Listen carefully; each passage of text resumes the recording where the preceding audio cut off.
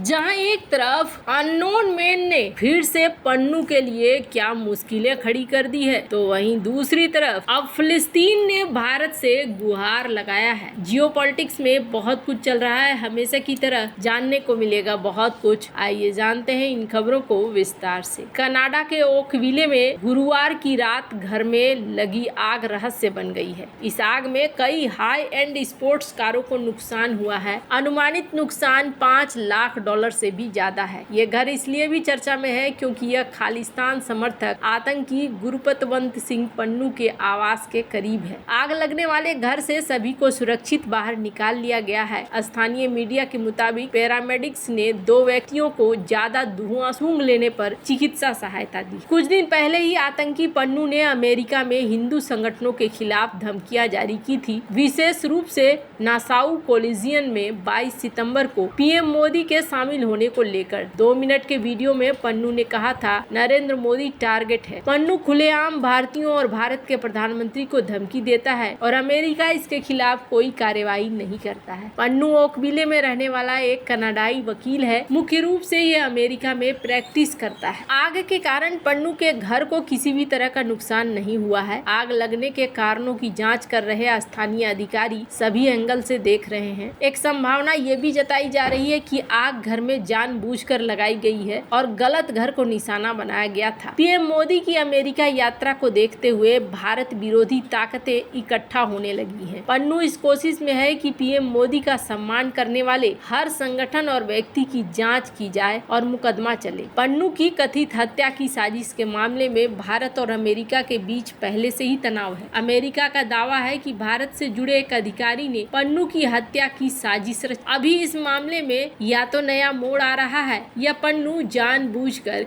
इस तरीके के माहौल बनाने की कोशिश कर रहा है। जहां एक तरफ ये सब कुछ चल रहा है, वहीं दूसरी तरफ रूस यूक्रेन युद्ध में शांति के लिए दुनिया भर के देश भारत की उम्मीद भरी निगाहों से देख रहे हैं। रूस यूक्रेन में युद्ध विराम की कोशिश के लिए राष्ट्रीय सुरक्षा सलाहकार अजीत डोभाल अगले हफ्ते रूस का दौरा करेंगे। अब फिलिस्तीन ने भी गाजा में शांति के लिए भारत का रुख किया है। भारत में फिलिस्तीन के राजदूत अदनान अबू अल हैजा ने कहा है कि हम हमेशा मध्यस्थ की भूमिका निभाने के लिए भारत जैसे दोस्त की तलाश में हैं। गाजा में युद्ध विराम के लिए अमेरिका, कतर, मिस्र मध्यस्थ की भूमिका निभा रहे हैं। तमाम कोशिशों के बाद भी मध्यस्थ युद्ध विराम समझौते पर नहीं पहुंच पाए हैं। रूस यूक्रेन के बाद अब भारत से फिलिस्तीन इजराइल मुद्दे पर भी मध्यस्थ की भूमिका निभाने की उम्मीद की जा रही है। फलस्तीनी राजदूत अबू अल हैजा ने कहा कि मुझे पता है कि भारत एक शांतिपूर्ण देश है, इसलिए हम भारत से अपील कर रहे हैं कि वे मध्यस्थ की भूमिका निभाए। भारत के दोनों देशों से अच्छे संबंध हैं। हम भारत से आग्रह करते हैं कि वो युद्ध विराम समझौते और फलस्तीन की 1967 की सीमाओं के आधार पर एक राज्य की स्थापना के राष्ट्रीय सम्मेलन का आयोजन करें। हाल ही में रूस के राष्ट्रपति व्लादिमीर पुतिन ने कहा था, चीन, भारत, ब्राजील शांति वार्ता में मध्यस्थ की भूमिका निभा सकते हैं। अब ये भी कह रहे हैं कि आप आइए और आप हमें बचाइए, आप हमारे साथ मिलकर यहाँ पर चीजों को ठीक कीजिए। हालांकि इनके कहने का क्या मतलब है, क्या भारत ऐसा कुछ कर सकता है? वैसे आपको बता दूं, इस मुद्दे पर चाइना,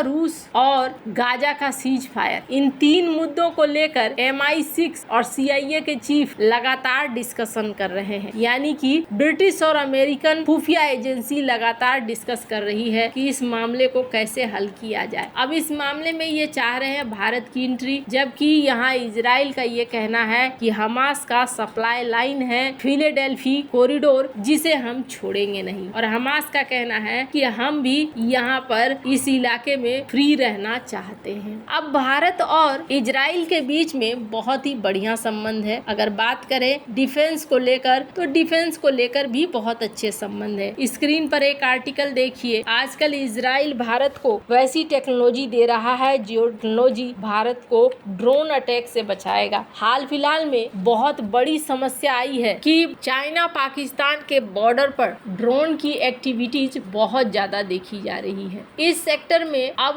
कम खर्चे पर अगर ड्रोनों को मार गिराना है तो उसके लिए सबसे बढ़िया हथियार अगर किसी के पास है तो वो इजराइल के पास है। इसमें कोई दो राय नहीं है। इजराइल भी अब भारत को शोकेस कर रहा है। एक सेमिनार आयोजित किया जा रहा है इजराइल के डिफेंस मिनिस्ट्री के द्वारा सितंबर 2 से लेकर 4 तक इसे ऑर्गेनाइज किया गया और इसमें ये बात कही गई कि हम वो टेक्नोलॉजी दिखा रहे हैं जिसके बल पर Bharat cyber radio frequency based system का इस्तेमाल करके न्यूट्रलाइज कर सकता है ड्रोन्स को। Elta system, Rafael Elbit system, Skylock system, ये वो है जिनके द्वारा इस तरीके की चीजें हैंडल की जा रही है। इजरायली डेलीगेशन भारत आए और इन्होंने यहाँ पर ये सारी चीजें दिखाई। कहा जा रहा है 150 इस तरीके की मीटिंग हुई है, जो मीटिंग भारत के हथियारों के मामले में हेल्पफुल है और मदद कर रही है। सिर्फ इतना ही नहीं, एक दूसरा एग्जाम्पल ये देखिए, इजराइल भारत को सेमीकंडक्टर मामले में भी सबसे बड़ी मदद कर रहा है और अदानी के साथ मिलकर $10 बिलियन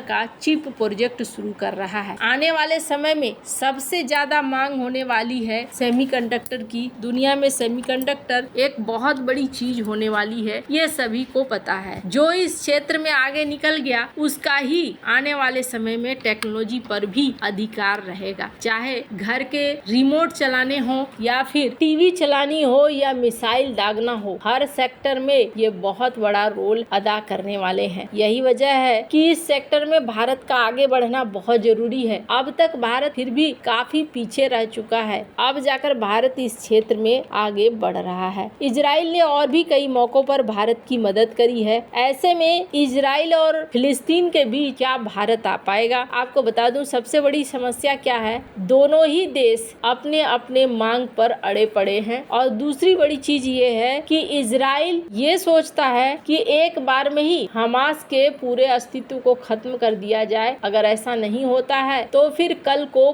कई सारी बड़ी समस्याएं पैदा हो जाएंगी और ये समस्याएं फिर हैंडल करना मुश्किल हो जाएगा। जितना बलिदान देकर इन्होंने अभी तक का एरिया साफ सुथरा किया है, वो सारे फिर से एक बार आ जाएंगे। वहीं फलस्तीन की बात करें तो फलस्तीन चाहता है कि किसी भी केस में फिलहाल के लिए ये जो लड़ाई है, ये लड़ाई बंद हो जाए और इस लड़ाई के बंद होने के साथ शांति समझौता हो जाए। एक ऐसा शांति समझौता जो परमानेंट हो, और परमानेंट होने का मतलब है कि जो डिवीजन हो वो डिवीजन पूरी तरीके से हो जाए और डिवाइड हो गए चीजें संतुलित हो जाए। वैसे दोनों ही देश क्या भारत की बात मानेंगे, बहुत बड़ी चीज है। वैसे आपको क्या लगता है, क्या इजराइल और फिलिस्तीन के बीच में भारत शांति समझौता करवा सकता है? कमेंट कर अपनी राय जरूर बताएं। जल्द मिलते हैं अगली वीडियो में नई खबर के साथ।